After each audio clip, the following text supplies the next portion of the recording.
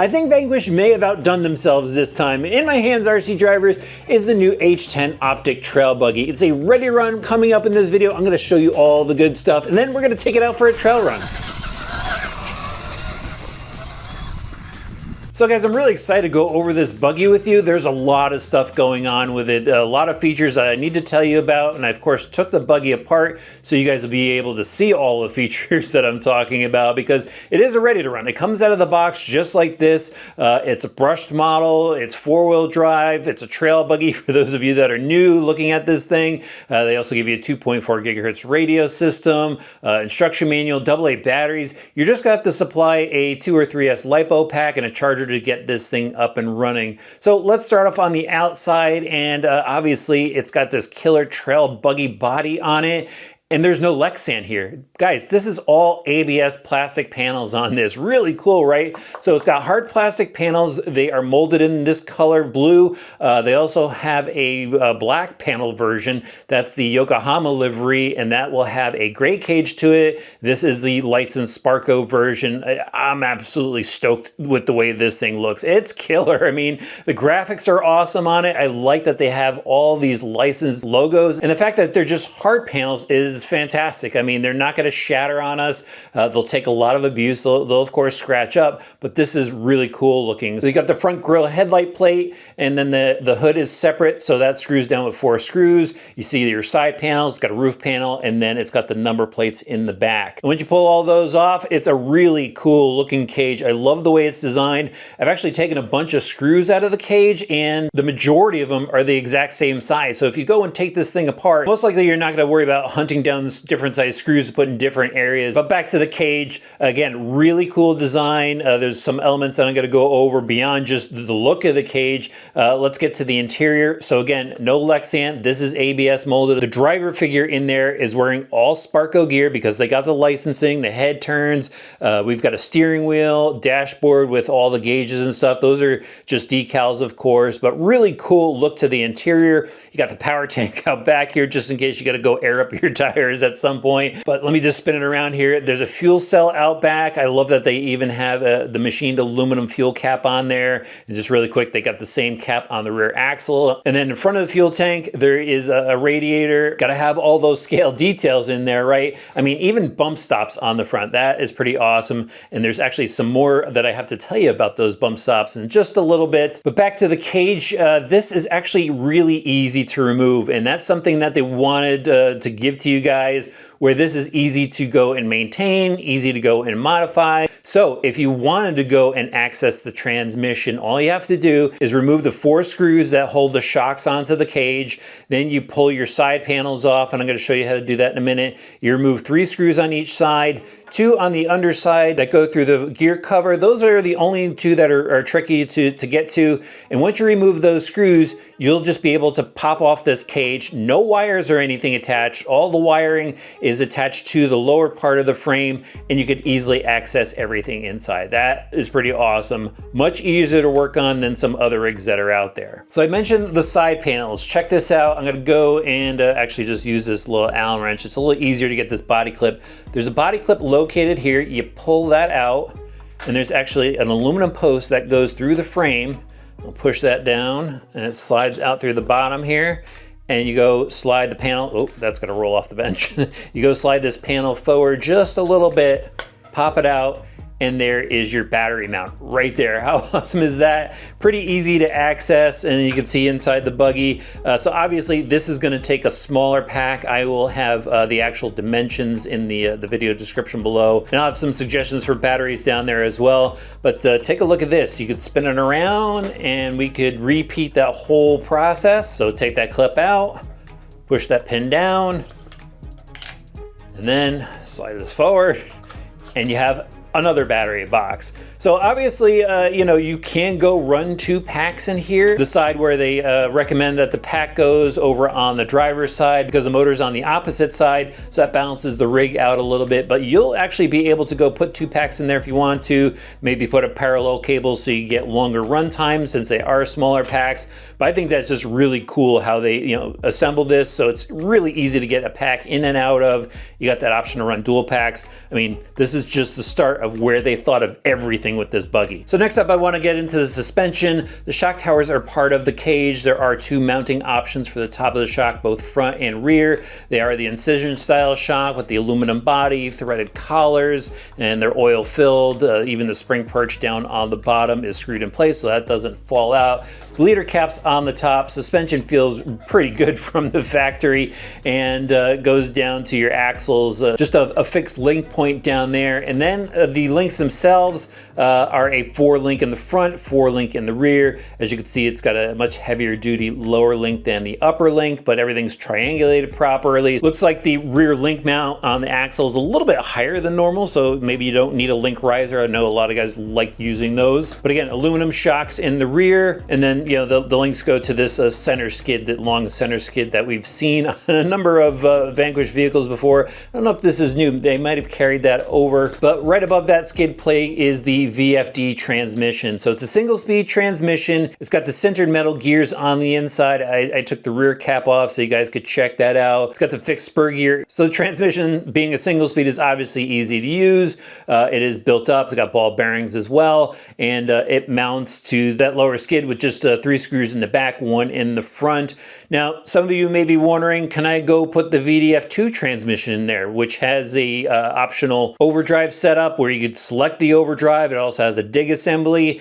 And yes, they already thought of that for us. So you could go take this transmission out, and if you have a VDF2 or you're planning on picking one up, you'll be able to just drop it right in here. And then what they already thought ahead with is, how are you going to mount the servos to operate that? Well, there's a plate in the back where the speed controller is sitting right now. And if you go and cut out the lower portion of the plate, there's just little tabs where you go and clip them off. You'll be able to go and drop the servos in there to operate that VDF2 transmission setup. They thought of that. That is absolutely awesome. The only thing you have to do is you'll have to get the linkages as well to go set everything up, and you're going to have to relocate that speed controller to a different part of the rig. That's pretty awesome in my book. I think some people are going to want to do that, and there's actually more stuff that they thought of ahead. I'll get to that in a minute. But back to the drive line, sliding drive shafts in the center, and then those drive shafts go down to these H10 axles. And check out the front of this.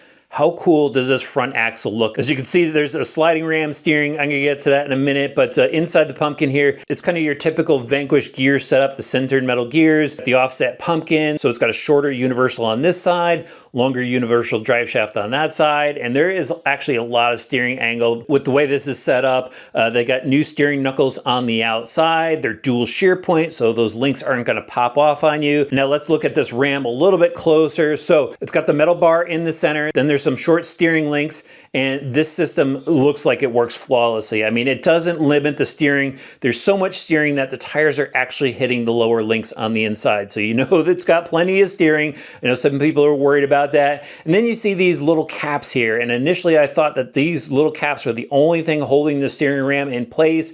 They're more actually like a little scale detail piece, because this center section here is actually the support, and then it's held in with 2 larger screws in the back. So these are just like additional support pieces. This thing isn't going to go anywhere. It's really built up. You can even see how they've got this brace, this skid style brace in the front, which braces the axle, gives it some surface area to glide over rocks. I mean, this front end is really built up. And then the way they have the steering servo plate, it's screwed in a number of locations, so that plate isn't going to go anywhere. And it's got the servo mounted to it, upside down in the back, out of the way, and then it's got the simple steering rod going over to the steering knuckle. Really cool setup. I mean, this thing seems to work flawlessly, so I'm excited to go try it on the trails. But back to the axle, they've got another H10 axle in the rear, and it's got a lot of truss work on it, so it's not going to break. It's got the sintered metal gears on the inside, ball bearings, steel shafts. Now, I bet you some of you are wondering, well, I want to go run a 4-wheel steer trail buggy on this. Did they do anything to make that happen? And yes, of course they did. So according to Vanquish, you could go pick up one of their SCX2 axles where you'll be able to go and mount a servo on top and use that in the rear. You could replace this axle with that.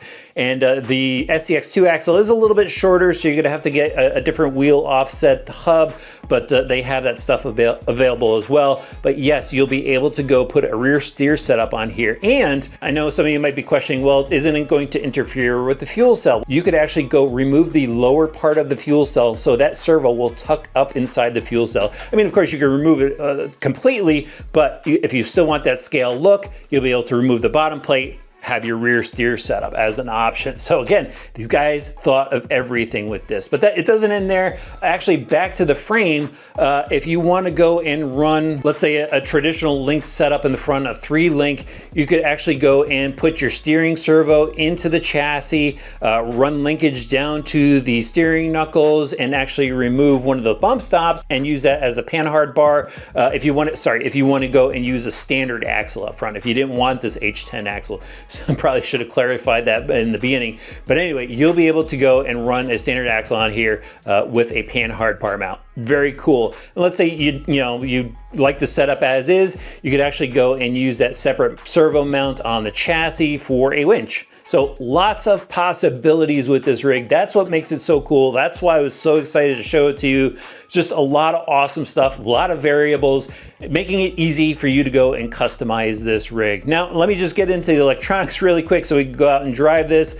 It's got their VS1 servo up front, your standard Metal Gear servo, Vanquish motor. It's just a can style motor. Their VE1 speed controller, 2 to 3S LiPo compatible. It's got the XT60 plug on it, and then the Vanquish receiver in there. Probably should also mention, it's got the Vanquish radio system, digital radio. You'll be able to go and tune different things like steering endpoints and expo. Everything you need to go and adjust is available in that radio. And finally, I forgot to mention the tires while I was talking about the suspension. So these are licensed Yokohama Geolander tires in their really sticky compound, firm insert, B-lock wheel, and the B-lock wheel bolts to a 12mm hex on the other side. So it's all built up, ready to go. This thing, I'm so excited to go out and drive this. Let's head to a cool trail and have some fun.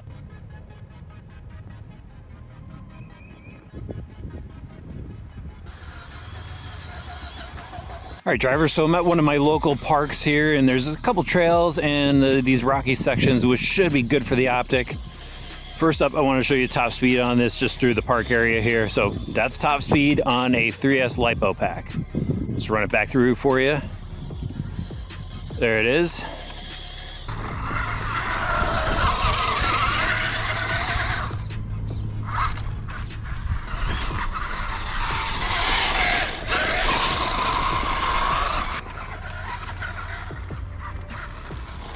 So we got plenty of power to bomb these rock faces here. This Carl's right up.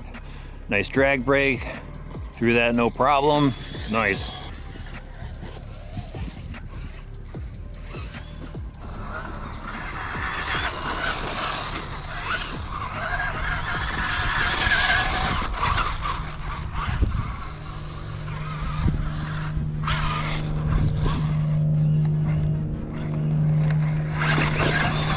Watch this buggy rip up the hill. That thing looks good. Tires are a little bouncy because of foam inserts, but they should break in a little bit.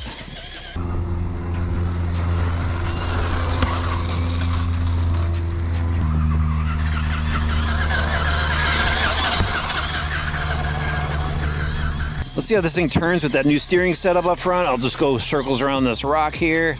And yeah, that thing turns pretty tight. Reverse the direction, make sure it's equal on both sides. Oh, that's really good.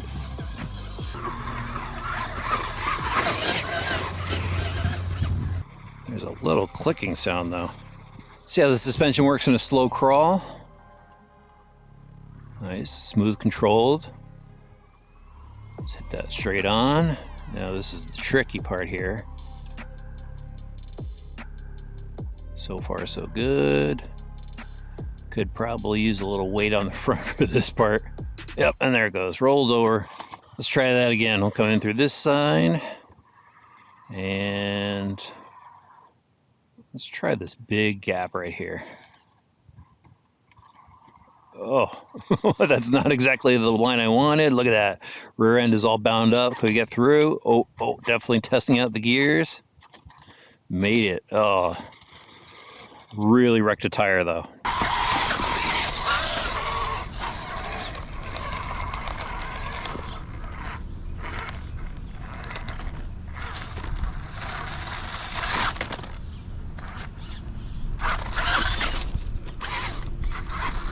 Oh, well, that's a tricky spot. Let's go downhill. Bounced off of that. It was fun. You know, it's been a long time, but I think I need to pull out the term innovation with this release. No, not the Buggy in general, just hints of innovation throughout this build. And I think they did an amazing job with this Buggy, thinking of everything that, you know, you could possibly want to do to it. And that's why I'm saying it's innovative, because you could go and put rear steer on there easily. You could go and swap out the front axle easily if you want to go to a chassis mounted servo. You could swap out the transmission with their VFD unit. There's just so many options with this beyond just pulling it out of the box as the ready to run that it is.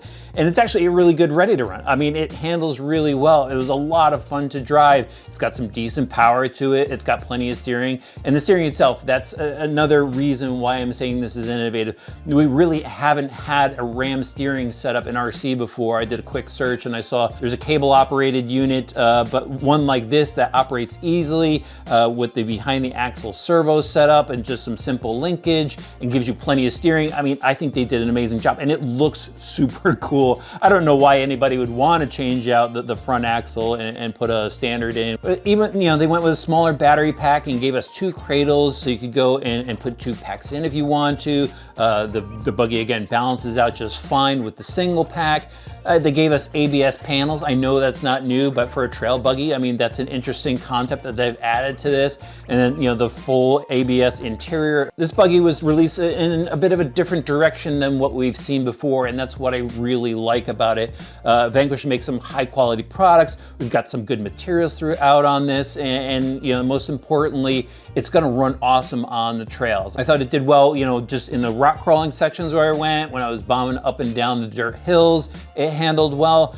The only downside was I felt that these tire inserts were just a bit too firm. And again, they may just need to break in, but that's something I might swap out. And I know a lot of people like to put their own tires on, but these tires are actually pretty sticky as well. It's a really good combination, and it's a buggy that has, I think, endless possibilities. If you get tired with it in ready to run form, you could change it up a bit and just have a new experience with it when you're out driving. Very cool release from Vanquish. Let me know what your thoughts are on it in the comments section below, and I'll have links for it in the video description.